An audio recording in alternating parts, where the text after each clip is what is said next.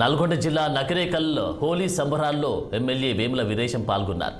ఈ వేడుకలకు వివిధ మండలాల నుండి భారీగా కాంగ్రెస్ పార్టీ శ్రేణులు తరలివచ్చారు. ప్రతి సంవత్సరం ఎమ్మెల్యే ఆధ్వర్యంలో ఘనంగా హోలీ సంబరాలు నిర్వహిస్తున్నట్లు తెలిపారు.